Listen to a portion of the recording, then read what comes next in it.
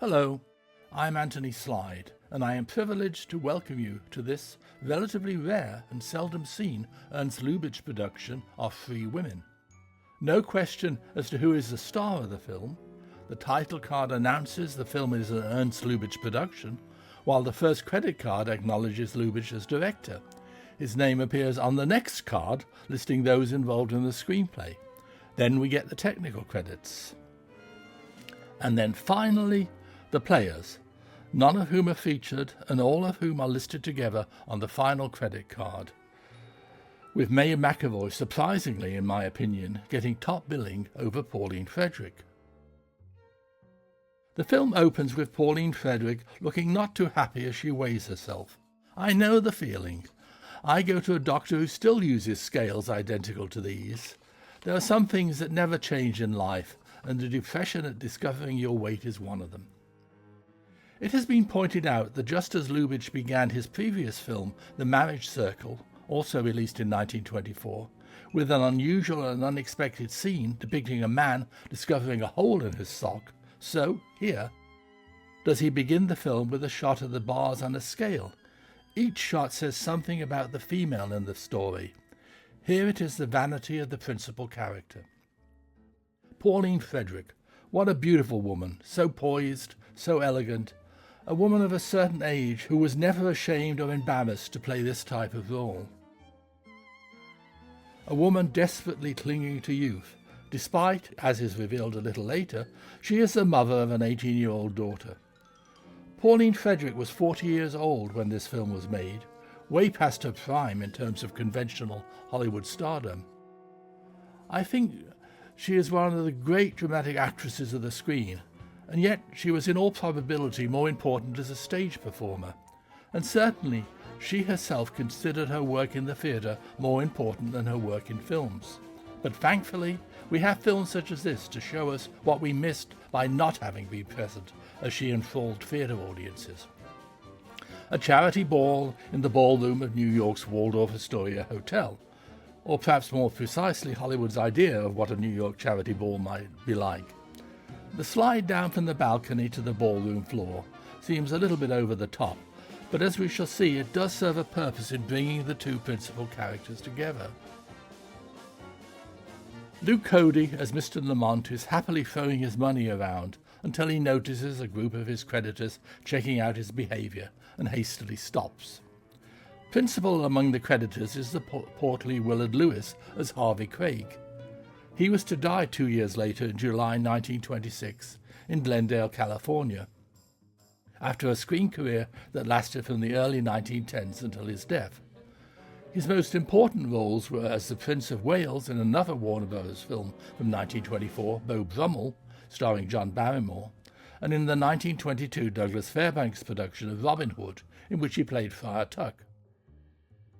It's interesting that his wife Maud had a fairly prominent role in what is probably Pauline Frederick's greatest film success, Madam X, in 1920.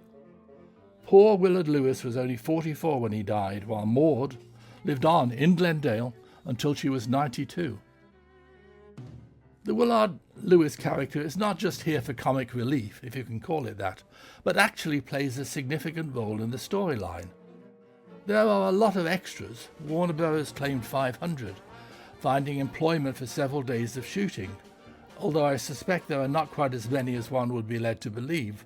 I noticed quite a few showing up in almost every shot. Although, truth be told, they are doing what extras quickly learn to do, and that is position themselves close to the leading players, and then, when a different camera angle is called for, they will have to be placed again in the same position. According to contemporary newspaper reports, as of June 12, 1924, this sequence had already been filming for a few days, with filming completed on the night of Saturday, June the 14th. The extras are identified as dress extras, which signifies that they owned evening attire, and so the studio did not have to spend money on their costumes. The savings to the studios was of course great, but it did mean that not only did the extras have to make certain their costumes were in good shape, but also that they were up to date. It all cost money, which extras didn't have, and so, for example, Male dress extras would often wear tuxedos that had turned from black to green with age, while some ladies had evening gowns that belonged to a different era. Sorry, I can't identify the elderly creditors.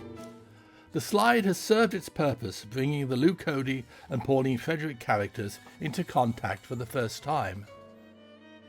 I suppose the Pauline Frederick character has a go on the slide simply to prove that despite her age, she can still behave in a youthful fashion. I have never understood the appeal of Lou Cody.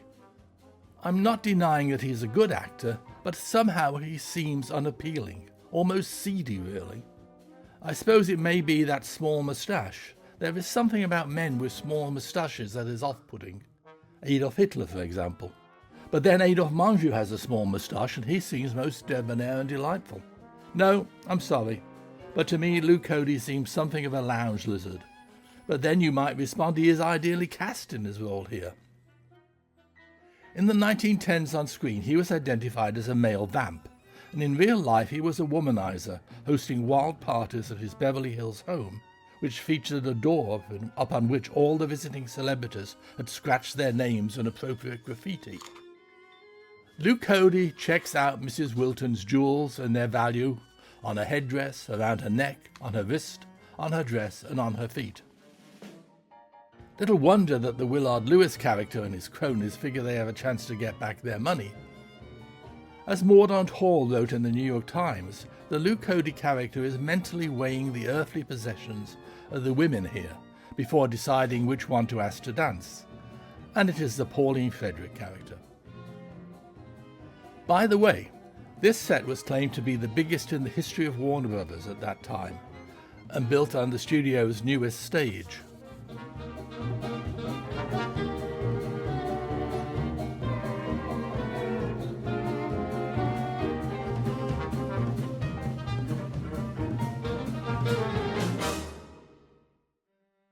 It is slightly odd here that as Mrs. Wilton, the $3 million widow, and Lamont leave the hotel, he gives what appears to be a chit for his car to the doorman.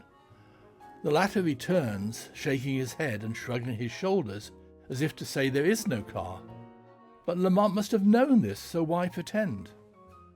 The episode only allows for Harvey Craig to invite the couple to share his taxi, except his so-called cab looks more like a small chauffeur-driven limo. But the sequence serves a purpose in keeping the three characters together.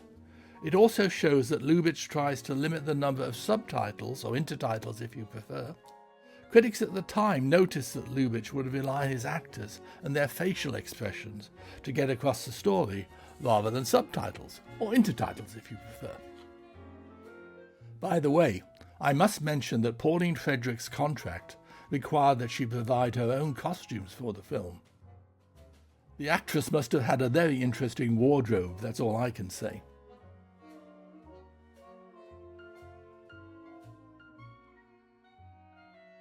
Three Women is very much not a typical Lubitsch film. There are some light comic moments to be sure, but it is basically a serious drama concerning a middle-aged woman who becomes infatuated with an unscrupulous but not particularly young man, who in turn seduces her daughter, as we will see later. The film starts light and then gets progressively heavy. In a way, the Pauline Frederick character will pay the price for her unreasoning attraction to Lou Cody. She will lose both the man and her daughter. As was explained by the Los Angeles Times back in 1924, writing about Three Women, every woman is at heart either a prostitute or a mother. That's an observation that is not going to go over too well today. The film is based on the 1914 novel Lily's Marriage by a German best-selling writer Selma Reichel, who wrote under the pseudonym of Joante Mares. She was responsible for some 18 novels between 1914 and 1934, all with moral themes. The novels were highly erotic and advocated moral renewal. Her career came to an end in 1938 when her books were placed on the list of harmful and undesirable literature by the Nazi regime.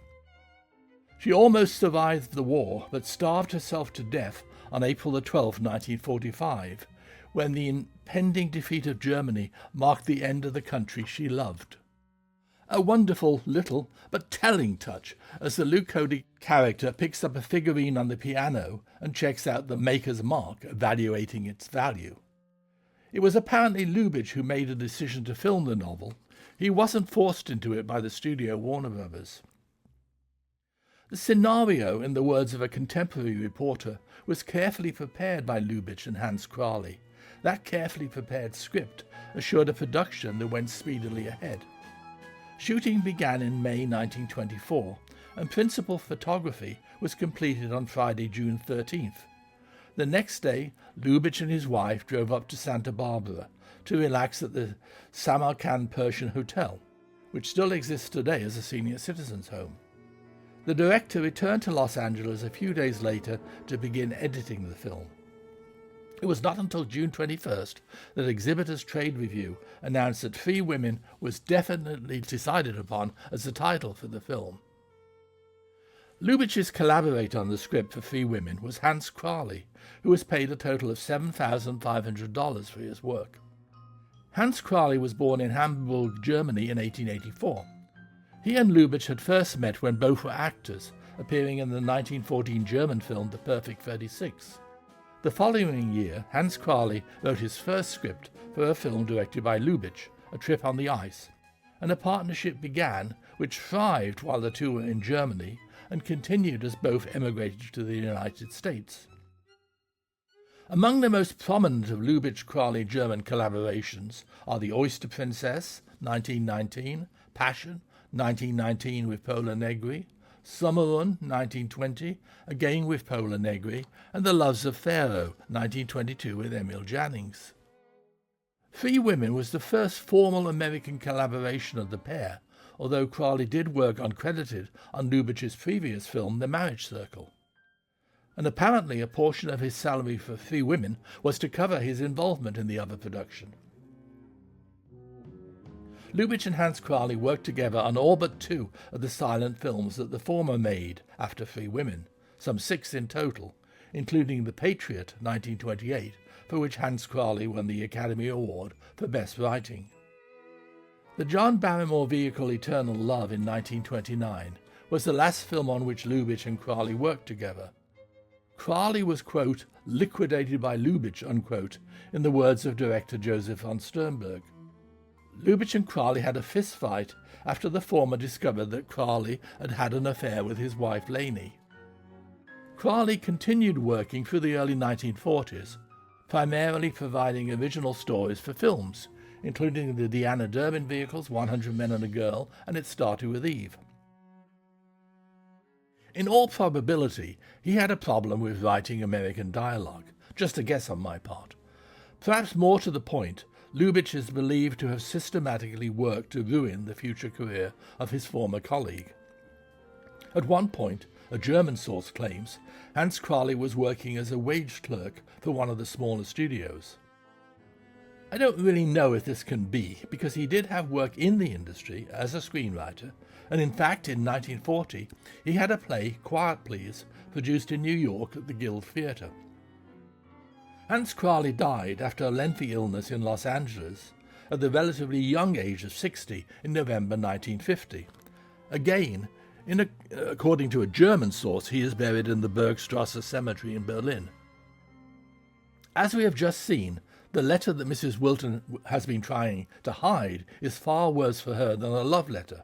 Rather, it is the letter from her daughter, a reminder of her age, and that she doesn't want the girl coming to visit and interfering in her relationship with Lamont. Did you notice earlier the emphasis on Willard Lewis's eyes? There's not much he can do with his body because of his size, but he knows how to act with his expressive eyes.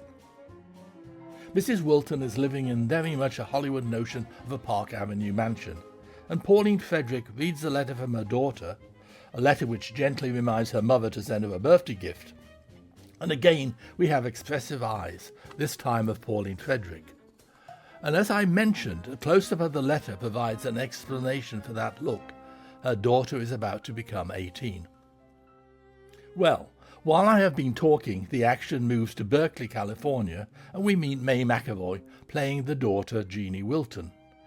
Now I know the IMDb claims that among the college boys here are Charles Farrell and George J. Lewis. Perhaps they are, but while I think I can identify George Lewis here, I cannot recognize Charles Farrell. May McAvoy as Jeanne is actually 24 years old at this time. That's her real name. She had been on screen since 1917 and become a star 4 years later with her performance opposite Gareth Hughes in Sentimental Tommy. She is quite touchingly gentle and loving in the 1924 production of The Enchanted Cottage opposite Richard Barthelmess. For her performance in Free Women, she was paid $1,750 a week. Playing the pawnbroker is an actor who is instantly recognizable to film buffs, Max Davidson.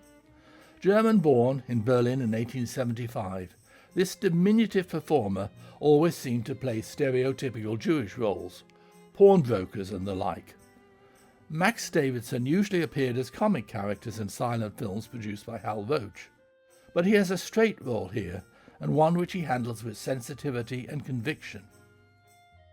Ernst Lubitsch was to use Max Davidson again in 1942, when he had the actor standing in silence watching the Nazis march into Poland in his comic masterpiece, To Be or Not to Be. Another serious role. Sadly, Max Davidson died in semi-poverty at the Motion Picture Country House in September 1950 at the age of 75. Playing boyfriend Fred Coleman is a very obscure leading man from the 1920s, Pierre Gendron, who appeared in a few feature films from 1920 through 1927. None of the titles are well known. He actually wrote a couple of plays that were produced on Broadway in the 1920s, and in the 1940s Gendron wrote the original scripts for 4 B pictures in Hollywood. He was born Léon Pierre Gendron in Toledo, Ohio in 1896, and as Léon Gendron he was brought to the screen as Madge Kennedy's leading man in the 1921 production of The Girl with the Jazz Heart. I really can't help feeling that he should have changed his second name, not his first, although Gendron is actually quite a common French name. In 1928 he married screenwriter Mary Alice Scully, and the couple had 2 children.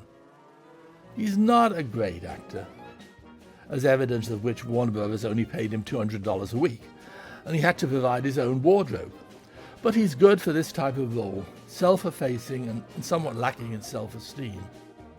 He's good-looking in a boy-next-door fashion, but he's hardly charismatic, the type of male that women might marry but not lust after. Pierre Gendron died in Hollywood in November 1956 at the age of 60. His wife died some 22 years later. A nice, typically Lubitsch moment as the couple try to escape from the other dancers into the garden. The sort of simple yet sophisticated visual gag that came to be known as a Lubitsch touch. And there is another nice Lubitsch touch coming up as Fred rushes in speeded up motion to and from the house.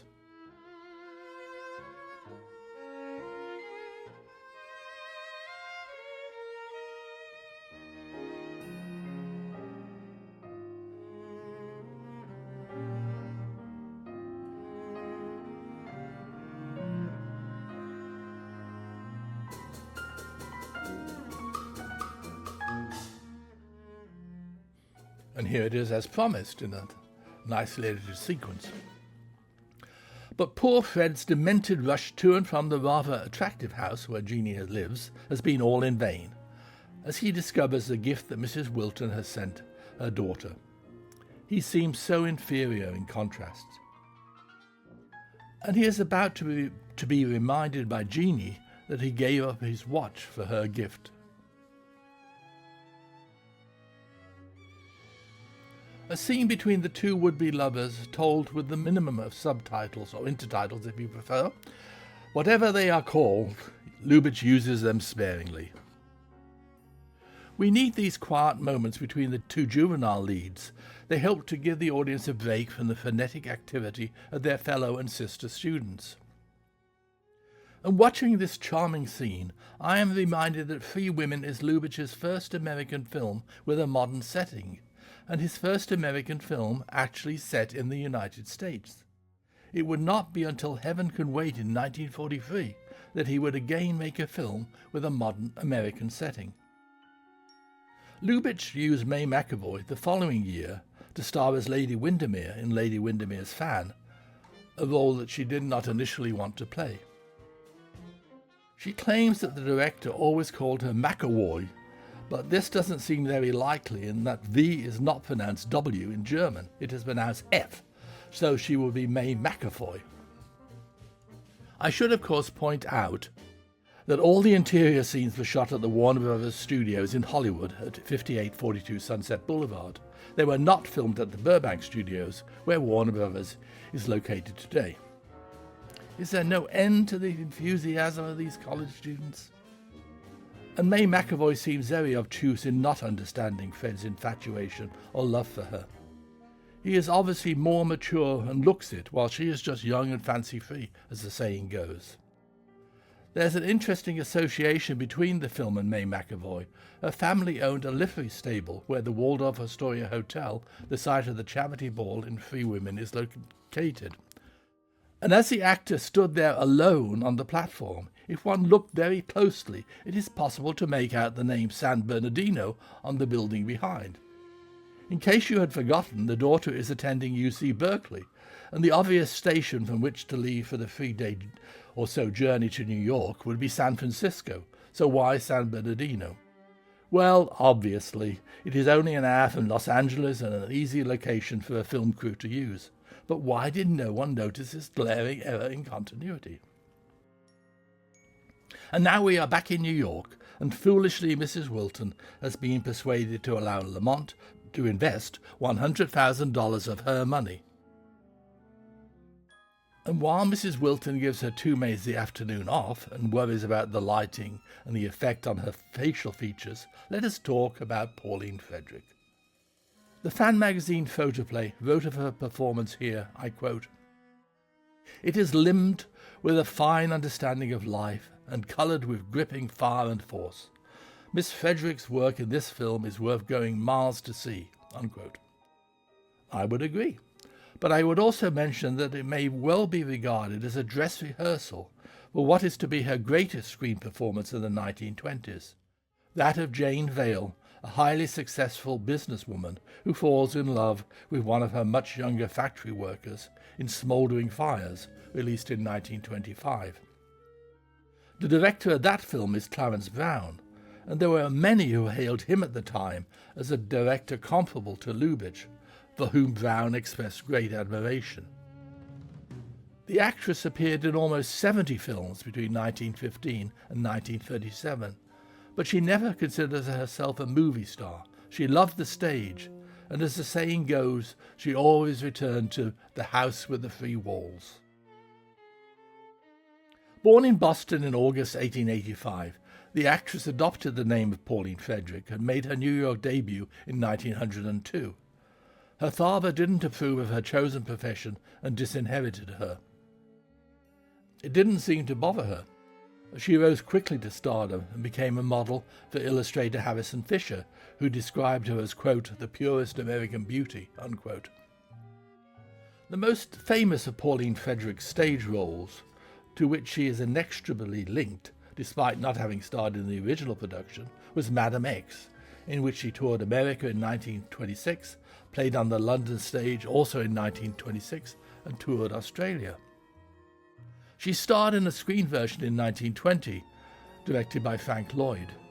The melodrama is of course similar to Free Women in that it reaches its highest point with a murder trial. Pauline Frederick was married several times, and it is a wonderful example of life imitating art that in the mid-1920s she began a 2-year relationship with a young actor named Clark Gable. They met when she was performing in Madame X in San Francisco in 1925, and Gable had a small role in the play. Pauline Frederick was in her 40s, he was 26. Apparently the affair with Gable was just a passing infatuation. The love of Pauline Frederick's life was actually actor, writer, playwright Willard Mack, to whom she was married for a mere 2 years, from 1917 to 1919. Will and Mac is best remembered, if at all, for discovering a chorus girl named Ruby Stevens and changing her name to Barbara Stanwyck. With her stage training, Pauline Frederick made an easy transition to sound films, with one of her first talkies being This Modern Age in 1931, in which she plays Joan Crawford's mother. There's a signed and limited memorial edition of Muriel Ellwood's biography of Pauline Frederick, published in 1940. And I am pleased to see that Joan Crawford is listed as one of the subscribers. Pauline Frederick's last major film role, a starring role, was as Senora Moreno in Ramona, 1936. Her last stage appearance was in Maxwell Anderson's The Mask of Kings, which opened in New York in February 1937. There was one last film appearance, which unfortunately was as Madame Chung opposite Peter Lorre in Thank You, Mr. Moto, 1937. Polly, as she was known to her friends, died in Beverly Hills on September 19, 1938, at the age of 55. Her Pekingese dog, Su Lin, died 2 days later. He refused to eat after his mistress's death.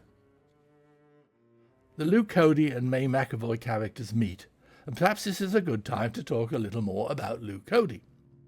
He was married 3 times, twice in 1910 and 1913 to the same woman, actress Dorothy Dalton. He divorced Dalton in 1911 and 1914, and then in 1926 to comedian Mabel Normand, supposedly on a dare. I don't think he took marriage very seriously, but then I don't think he took life very seriously. He loved its finer things, including women, apparently.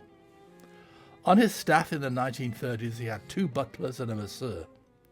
He had 2 homes, one in Beverly Hills and one at the beach, both of which were the sites of many parties which Luke Cody hosted. At the time of his death, the Los Angeles Times described him as both a bon vivant and a man about town. In 1925, he told the fan magazine Movie Weekly the 6 methods whereby the weaker sex are certain to succumb to masculine charms. He certainly had a high opinion of himself and his attraction to women. The actor's father was a French-Canadian, but Louis-Joseph Cote, to give him his real name, grew up in New Hampshire, where he was born in 1884, and Maine. He had intended to study medicine, but instead joined a theatrical stock company in North Carolina, making his New York stage debut in Pierre of the Plains in 1908. Luke Cody entered films in 1914, working for producer Thomas H. Ince. He didn't really make a name for himself as a male vamp until 1919, when he co-starred opposite Gloria Swanson in Cecil B. DeMille's Don't Change Your Husband. He was pretty busy in the 1920s, starring in some 30-plus films opposite leading ladies who included Renée Adoré, Florence Vidor, Blanche Sweet, Mae Bush, and Aileen Pringle. I say he played opposite them, but actually he was usually the other man in the story, the one who didn't finish up with the leading lady. Despite having a slight French accent, Luke Cody did okay in sound films, making almost 30 between 1930 and 1934. By now, of course, he was relegated to supporting player rather than leading man. Luke Cody died at his Beverly Hills home on May 31st, 1934, after returning from a party at his beach house. He was only 50 years old. At the time of his death, he was hailed as an urbane villain who created a new type of leading man on screen. That door, I had mentioned earlier, was stolen on July 30th, 1934, and nobody knows what happened to it. We just saw in an uncredited part as the butler Tom Ricketts, who appropriately enough, in the very British role of a butler, was born in the UK in 1853. He had a long career on the stage, both in his native country and in the United States. As an actor, he has more than 200 films to his credit, from 1908 through 1939, generally uncredited. Oddly enough, it's his first film, A Christmas Carol, for which he is best known.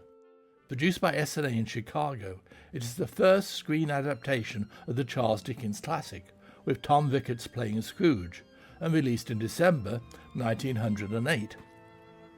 He also directed more than 150 short subjects between 1909 and 1916, one of which is claimed to be the first film shot in Hollywood. I somehow doubt this, despite no less a source than the New York Times making the claim.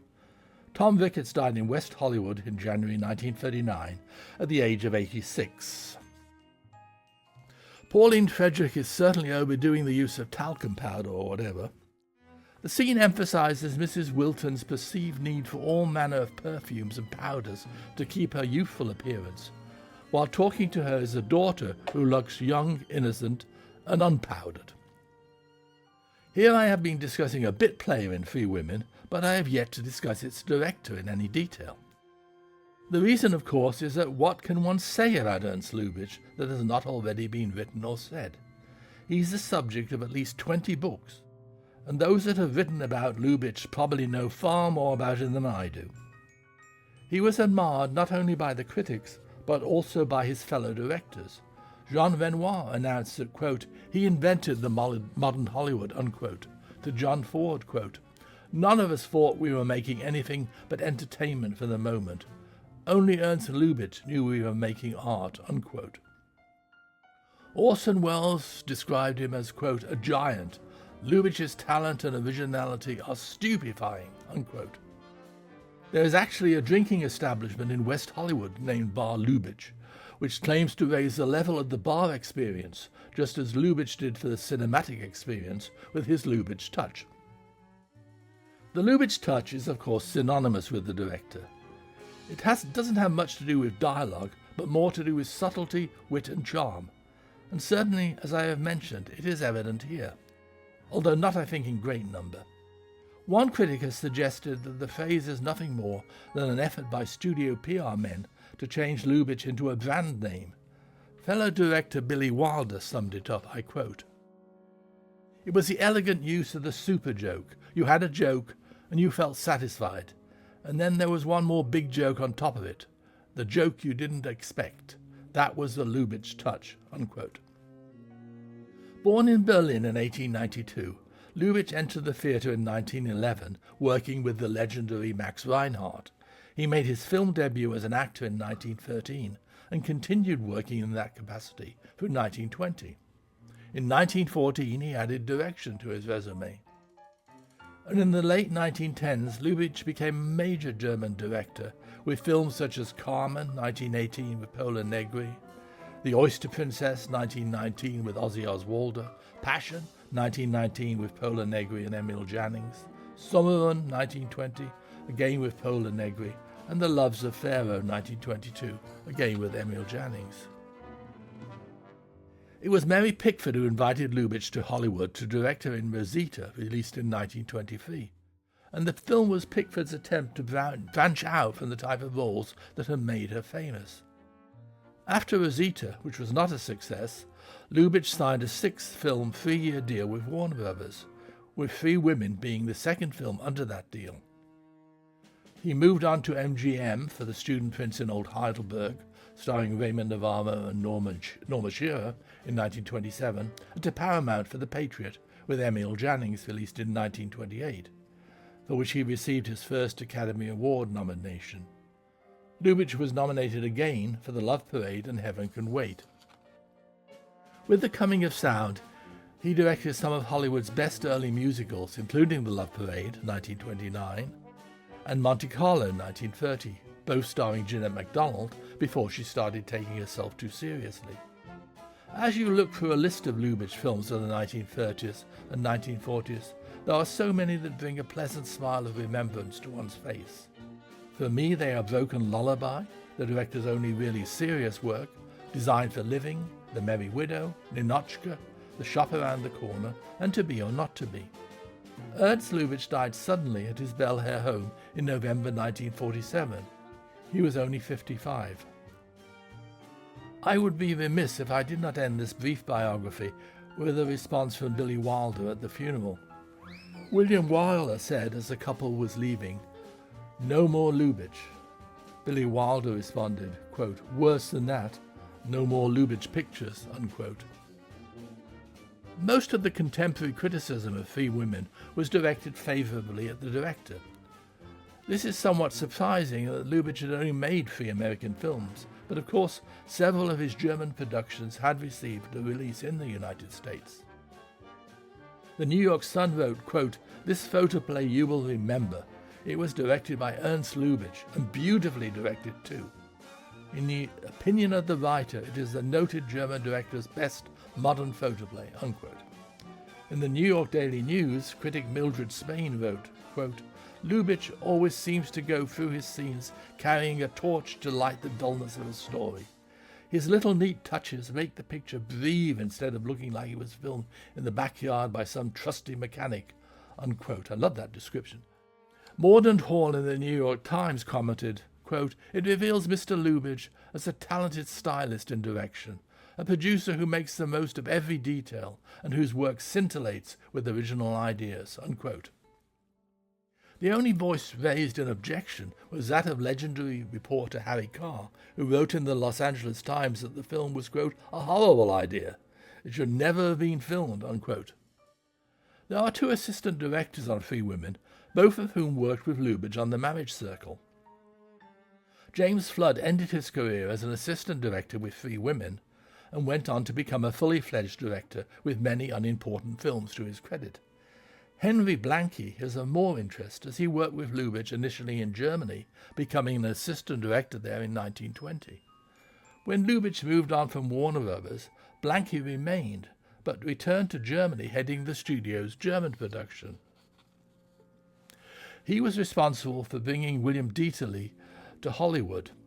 In 1931, Henry Blanke became a staff producer at the studio, responsible for an amazing number of classic Warner Brothers titles, including The Life of Emile Zola, The Adventures of Robin Hood, The Seahawk, The Maltese Falcon, The Treasure of Sierra Madre, and The Nun Story. And it all began thanks to his working with Ernst Lubitsch. Henry Blanke died in Los Angeles in May 1981 at the age of 79. 3 Women also boasts 2 cameramen, both of whom had worked previously with Lubitsch. Charles Rocher was Mary Pickford's cinematographer, and it was natural that he should have photographed Lubitsch's first American film starring Pickford, Rosita. Charles Van Enger had photographed Lubitsch's second American film, The Marriage Circle. Prior to making 3 Women, Lubitsch wrote a brief article in American Cinematographer in which he wrote of his privilege to work with both Rocher and Van Enger. He continued, quote, "In Berlin, it had almost become a slogan, American photography. It meant brilliance in technique, subtlety in workmanship, feeling, and atmosphere in lighting. To be a cinematographer in America meant to be an inventor, a man who is always on the lookout for novel discoveries. The first question is always, quote, what does the cinematographer say to this? And his answer settles the matter. It seems to me that they take care and train their camera as a dog fancier would his pets. Every cinematographer has his particular technique. This desire to be able to do something that no one else can do is significant of the whole profession," unquote. Lubitsch explained that he didn't have to bring a German camera crew with him to Hollywood because Hollywood cinematographers were in a class by themselves. Charles Rocher didn't work with Lubitsch again, although of course he did work with another legendary director, F.W. Murnau, co-filming Sunrise. Charles Van Enger shot Lubitsch's next Warner Brothers film, Lady Windermere's Fan. Charlie, as Lubitsch called Van Enger, had a good working relationship with the director. Quote, "Not once did he ever look through the camera as long as I was with him," unquote. Both cinematographers did their most famous work in the silent era, with later sound films of lesser distinction. Why Lubitsch needed 2 cameramen on the film is unknown. I can find no explanation of it in contemporary documentation. Usually it signified that one cinematographer proved unsatisfactory and was replaced by another, but this does not appear to be the situation here. The Luke Cody character reads a letter from boyfriend Fred telling Jeanne he is taking an internship in New York, thus bringing him closer to Jeanne and helping the plot along. It also serves to remind us of Fred, whom we haven't seen for some time, and that he does have a relevance to the story.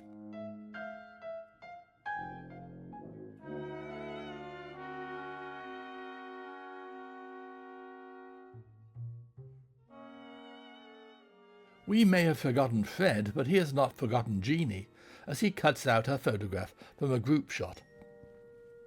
What a sad, pathetic creature he is. There are times in this film when one feels like rooting for Luke Cody. Playing Fred's mother and earning $1,000 a week for her work is Mary Carr, who was perhaps the most famous screen mother of the silent era, although an argument might be made for Mary Morris, whose career began a few years earlier and who died in 1918. Mary Carr doesn't have a lot to do here, but she does it well. A loving and little overbearing mother who is perhaps responsible for her son's lack of vigour and failure ardently to pursue May McAvoy. She began her film career in 1914, and while she was generally cast in supporting roles, after all, mothers are not usually to be found in leading roles unless they happen to be played by Pauline Frederick, she did achieve stardom in 1920 with Over the Hill to the Poorhouse, a melodrama of a mother abandoned by her children and forced into the workhouse. It's based on what was a fairly well-known 1872 poem by Will Carleton. Read it, it's not bad. Certainly not as turgid as one might imagine. Anyway, with the coming of sound, roles became fewer and fewer. Mary Carr herself might have finished up in the workhouse, if they still existed, but instead she ended her days in June 1973 at the Motion Picture Country House. She was 99 years old. Notice the paucity of subtitles or intertitles in this sequence. 3 minutes or more of screen time and only 3 title cards. In fact, you don't really need the title cards, because it's not that difficult to read the lips of the players. They are pretty much acting out the story as if participating in a drama on stage. Rather than just rely on the facial expressions of the actors, which couldn't be bettered, one is drawn to their lips, reading them despite perhaps having zero knowledge of how to read lips. The director Lubitsch is not only controlling the actors, he is actually controlling the audience and its reaction to the drama on screen. A remarkable achievement by one man. The melodrama here is intense, but not over the top, thanks to the performances of Pauline Frederick and Luke Cody. I have not been too kind in discussing Luke Cody, but we see here how competent an actor he can be. To his fellow male protagonists, he comes across as just one of them. They openly endorse his seduction of Mrs. Wilton in order to gain access to her wealth, which they assume will then be shared. He is made, in the words of one critic, to seem as human as most villains so frequently are in real life. Pauline Frederick generates strong credibility as she changes from a woman with somewhat loose morals to a mother with strong feelings that signify a good woman. Isn't there a hint of an older Gloria Swanson in her looks? She goes from coy and innocent to angry and demonic. And the briefcase which Luke Cody carries about through several of the scenes suddenly takes on a new use as Mrs. Wilton grabs it from Lamont's grasp and throws it across the floor. Even the Chinese servant in the background serves a purpose, as his actions inform Mrs. Wilton of the reality of the situation, helping her, for the first time, to come to her senses.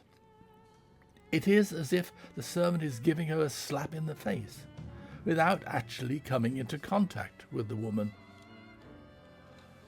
The intercutting also plays its part, taking the action from the anger of the Pauline Frederick character to the calm arrival of May McAvoy. And then the two women present a united front.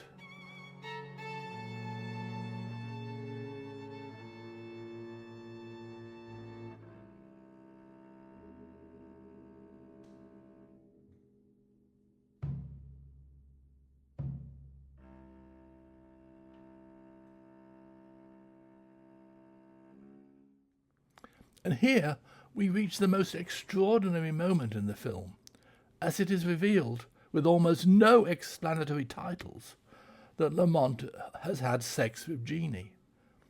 It is all told with a few knowing glances and one title, quote, "I can't see that you should have any objection to our marriage," unquote. A remarkable achievement, and a remarkable situation for an American film of this period, or later for that matter.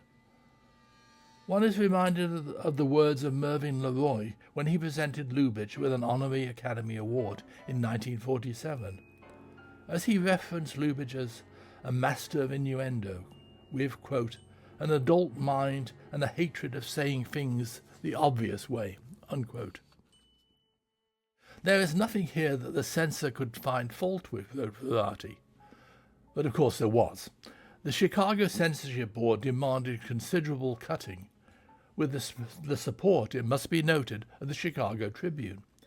Viewing the censored version, its critic, May Tinney, a play on words and also being pronounced as matinee, wrote, quote, "Free Women, as it stands, is graphic and unpleasant enough. If uncut, it was even more so. Then for once at least, the scissors did a good job. I think whatever the censors eliminated is probably well lost to the world. And be it said that the great director Mr. Lubitsch in Free Women didn't turn out anything over which he need crow unduly." It's interesting that while Hollywood censorship czar Will Hayes was arguing that clean pictures are what are needed to bring audiences to the movie theatre, Variety reported that the reality was that audiences wanted sex, and the more sexy a film was, the more it was wanted. In San Francisco, it was pointed out that the highest-grossing films in October 1924 were the B.B. Daniels vehicle Sinners in Heaven, in which a man and a maid are stranded on a desert island in a story that, quote, "defied convention," unquote, and, of course, Free Women. They grossed $19,000 and $19,500, respectively, while A Clean Picture could only manage to gross $17,000. Fred comes back into Jeannie's life, and she realizes her true feelings. It has to be admitted that May McAvoy as Jeannie does overreact at times in this scene. As Variety pointed out, she could not for a moment compete with the more experienced actress Pauline Frederick. And yet again, no titles necessary for Fred to learn she is already engaged. And again, be aware in this scene and the next between Fred and his mother, a total of almost 4 minutes, there are only 2 titles.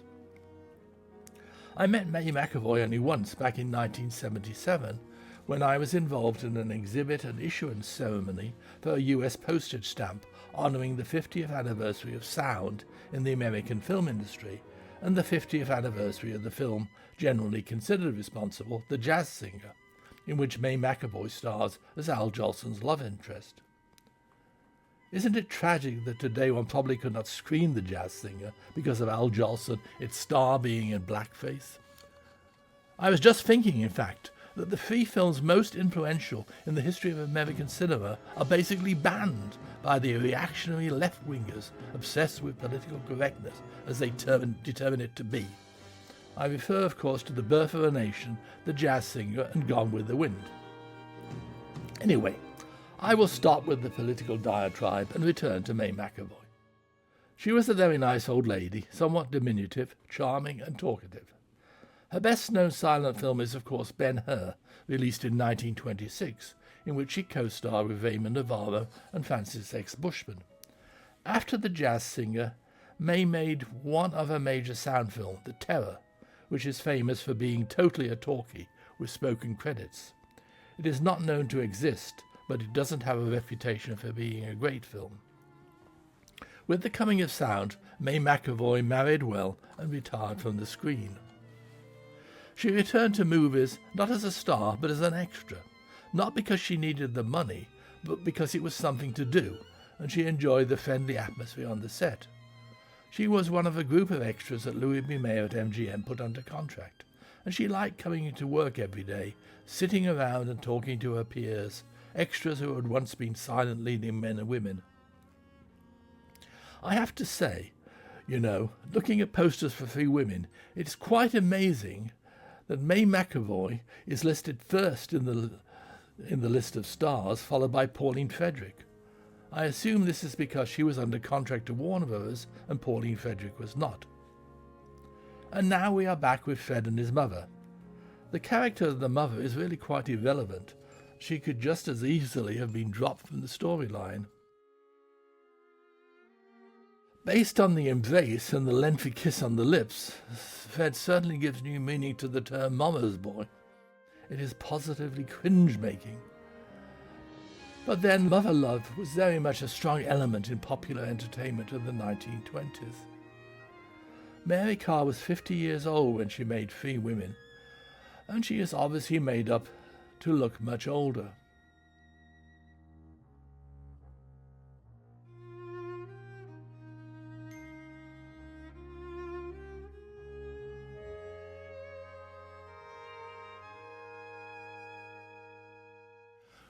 We return to Lou Cody making a date with Harriet, who is a newcomer to the storyline.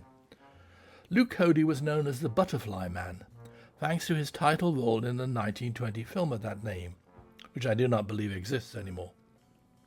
It is of interest because it was one of the last films to be directed by Ida Ray Park, a prominent female director at Universal who is sadly little remembered today.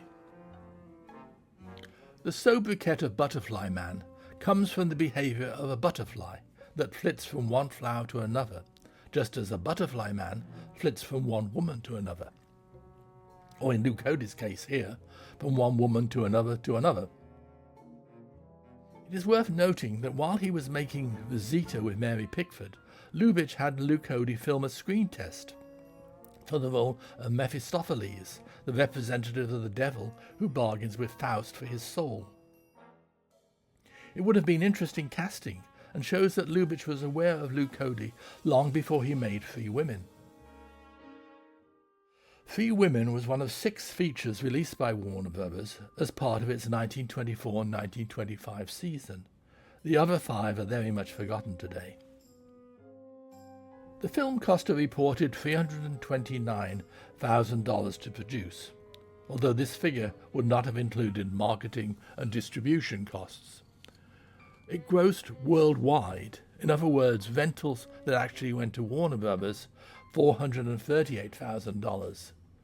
So it made a reasonable, but not a great profit.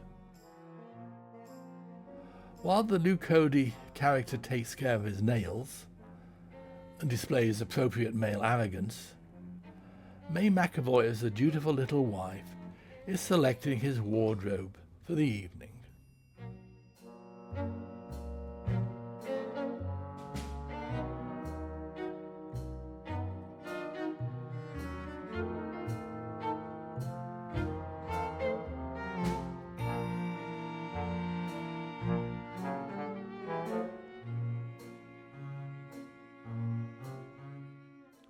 Playing Fred's unnamed friend, whom we saw earlier in the Berkeley sequence, is Raymond McKee, who starred in a series of Smith family comedies for Max Sennett in the mid to late 1920s. In later years, he ran a restaurant in Los Angeles and died in Long Beach at the age of 91 in October 1984. Making up the trio of women is Mary Prevost as Harriet, whose appearance seems almost like an afterthought. Variety described her role as, quote, little better than a bit in the story, unquote. The film might just as easily have been titled Two Women. At least one critic at the time suggested that her character was nothing more than a lady of pleasure, in other words, a prostitute. Perhaps the character is here simply to give Mary Prevost a role. The actress had already worked for Ernst Lubitsch on the previous film, The Marriage Circle, and a year after Three Women, she was again to star for Lubitsch in Kiss Me Again. Canadian-born Mary Prevost began her career as a Max Sennett bathing beauty around 1917. She was never really much of a star, and weight problems didn't help. She died in Hollywood in January 1937 at the age of 40. And I'm not going to get into the ridiculous story of her being eaten by her dog. You can read about that elsewhere. If nothing else, Mary Prevost was certainly popular in 1924. While appearing in Three Women, she was also working on Being Respectable, directed by Phil Rosen at Warner Bros. This doubling up on films was not that unusual. Even Pauline Frederick worked on Three Women during the day, while at night she was appearing on stage with the Morosco Stock Company. Quote, doubling up on pictures still seems to be one of the favourite pastimes of the more popular players, unquote, reported film critic Edwin Shallot in the Los Angeles Times. There are several mentions at this time of an actress named Opal Evans, who is appearing in Three Women at Night and in Paul Byrne's Open All Night during the day. The only problem is that there is no actress named Opal Evans in the credits for either film. And in fact, I can find no record of a lady named Opal Evans working in the film industry. I can only assume that she was an extra with an eye on publicity, which she certainly generated. The third woman is not introduced until late in the story, after the husband has lost interest in the first woman and that woman's daughter, now his wife. With the third woman, Lamont can enjoy the dancing and fun at a ballroom modelled after the Coconut Grove at the Ambassador Hotel in Los Angeles, where everyone would reach for the dancing monkeys hanging from the ceiling. I don't believe these scenes were actually shot at the Coconut Grove, although one of the fake palm trees associated with the nightclub is quite visible here. And an interesting coincidence, Pola Negri, whom Lubitsch had made a star with his German films, lived at the Ambassador Hotel when she came to Los Angeles as a Paramount star. For the film's initial showing, Warner Brothers organized a banquet at San Francisco's St. Francis Hotel in August 1924. At the same time, exhibitors across the United States were invited to view a print of the film as it was transported from one city to another. Three Women received its New York premiere at the Mark Strand Theatre on October 5, 1924. A number of contemporary sources give August 14th as the film's release date, but in view of the date of the New York opening, this cannot be correct. One would perhaps have assumed that Lamont's being hit over the head with a champagne bottle might have killed him. But that would have been too easy a manner in which to wind up the plot. He is only concussed. A minor point, but isn't it interesting the amount of alcohol that is consumed in this film? And there is no reference whatsoever to its taking place at the height of Prohibition. Of course, Prohibition, or the Volstead Act, was to have little impact in Hollywood, where each studio had its own bootlegger. And as this film illustrates, wealthy members of society had ready access to cocktails and other alcoholic beverages throughout this period. The Marie Prevost character seems to lose interest in Lamont, particularly as it appears she is being thrown out of the nightclub by the management, who perhaps have identified her as a loose woman. Luckily, boyfriend Fred is there, being his usual dreary self. You can be sure he's not enjoying a drink. Fred is shaken from his usual lethargy by a real-life medical emergency, and later he is persuaded to accompany Lamont to his house. The automobile here seems remarkably similar to the so-called cab that the Willard Lewis character used, and which took Lamont to Mrs. Wilton's Park Avenue mansion for the first time. Of course, I have to say that it seems to be a different driver. The Marie Prevost character is very good at manipulating men. Even Fred seems taken in by her wiles. So much is suddenly revealed. Jeanne discovers that her husband has not been at a business meeting. Fred discovers Lamont's identity. May McAvoy discovers that with very little effort, she is capable of endless melodramatic gestures. And Pierre Gendron shows himself capable of continuing in a lethargic stupor, despite what the script might demand. But he does his best to try and emulate May McAvoy in the melodrama department. Only Luke Cody shows himself capable of a little subtlety in his acting. But then, of course, his character has been concussed.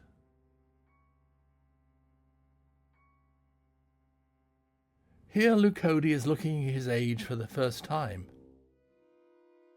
And he's the only one of the trio who proves himself to be a capable actor. One historian has suggested that Lubitsch's previous film, The Marriage Circle, demonstrates Oscar Wilde's epigram. The one charm of marriage is that it makes a life of deception absolutely necessary for both parties. The same may be said of free women, and once that deception has been revealed, the marriage comes tumbling apart, quite violently as it happens here. It's interesting, by the way, when you think about it, that what Oscar Wilde is to literature, one might argue that Ernst Lubitsch is to film. Never thought of that before. As we see the gigantic doors and high ceilings of the Lamont residence, which seems remarkably similar to the residence of Mrs. Wilton, perhaps I should mention the art director responsible, Sven Gade. He was multi-talented, not just an art director, but also a screenwriter and film director. Sven Gade was born in Copenhagen in 1877 and began his career in Denmark as a writer and director.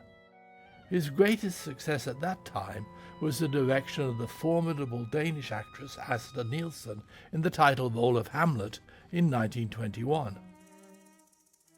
He seems to have been brought to America by Mary Pickford, who saw his work on Hamlet, which also included the art direction, and he worked as art director on Rosita, sharing credit with the legendary art director and production designer William Cameron Menzies, whose credits of course include Gone with the Wind. Why Pickford would need Sven Gade when she had William Cameron Menzies, I do not know, and nor is there any contemporary documentation as to what each man contributed to the film.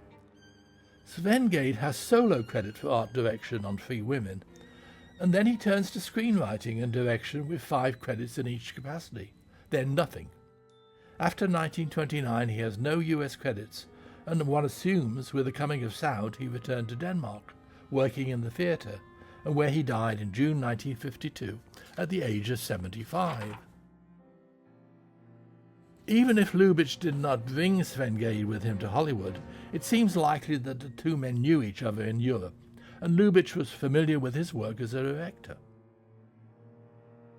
Yet why did Lubitsch decide to use Sven Gade as an art director, despite his having only one American film, a costume drama, to his credit? It would appear that Sven Gade returned briefly to Europe after Rosita and worked on a German film starring Henny Porten.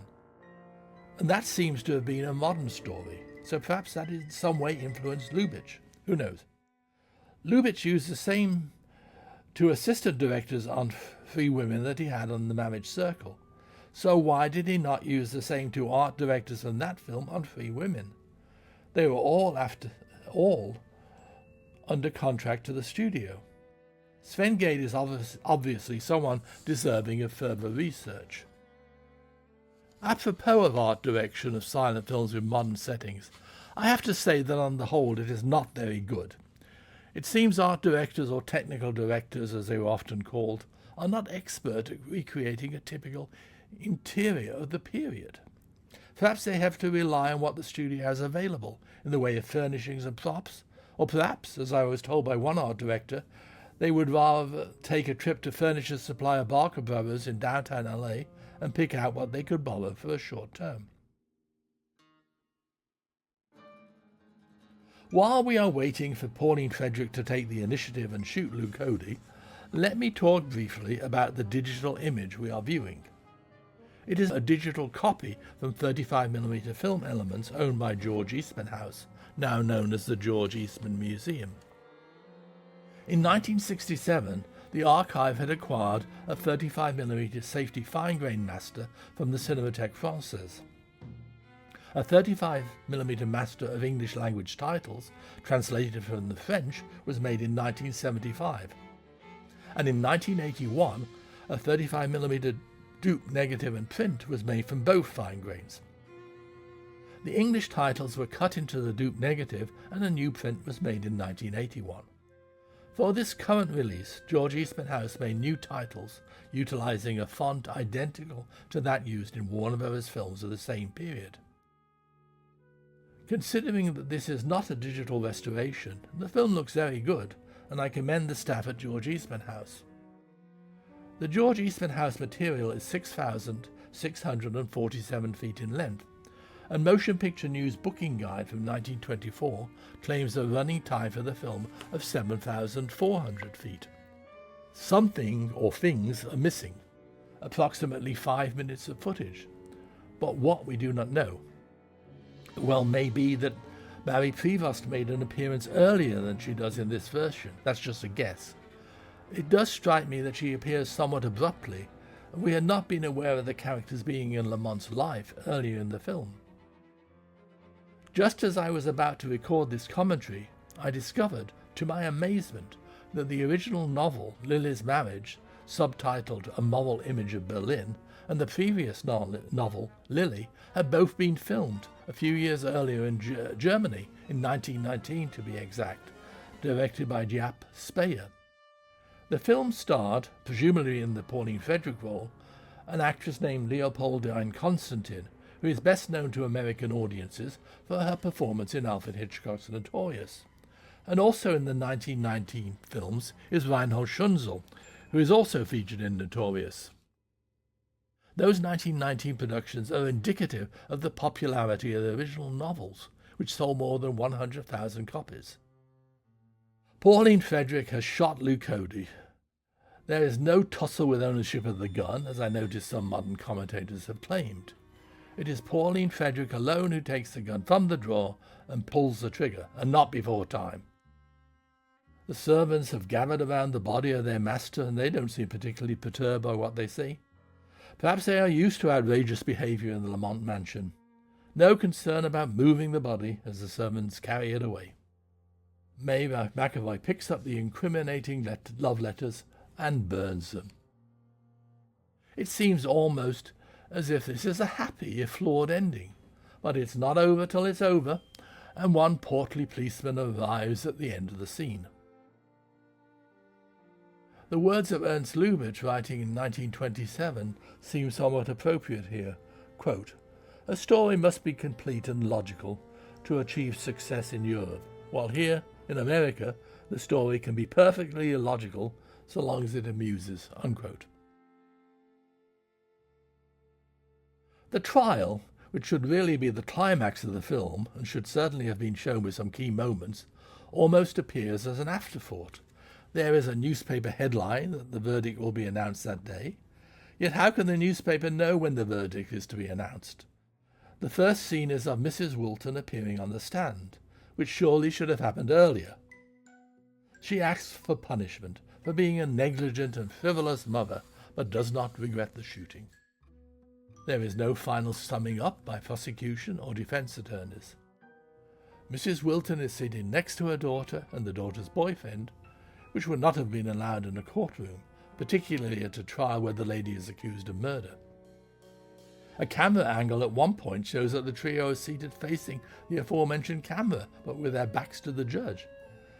And Mrs. Wilton is allowed to walk over and face the jury, admittedly with a portly-looking policeman standing behind her. How can the verdict be anything but guilty? But no. The jury, who look ready to head off home as quickly as possible, carrying their hats and coats, and find her not guilty. There's not even a title, just a shake of the foreman's head. This is quite ludicrous. If nothing else, of course, the trial sequence reminded contemporary audiences of Pauline Frederick's best-known film and stage production, Madame X. We see Pauline Frederick, we see May McAvoy and Pierre Gendron, but the final shot is not of them, but of Mary Carr, replacing the lace doilies underneath the ornaments in her apartment. The significance escapes me, except that the doily represents beauty and order, which is presumably restored here. Perhaps they represent old-fashioned values, such as the sanctity of marriage. I really don't know. And so, this is Anthony Slide, really not knowing what is going on, but thanking you for listening and watching, and I have hoped you have enjoyed Free Women as much as I have enjoyed researching and talking about it.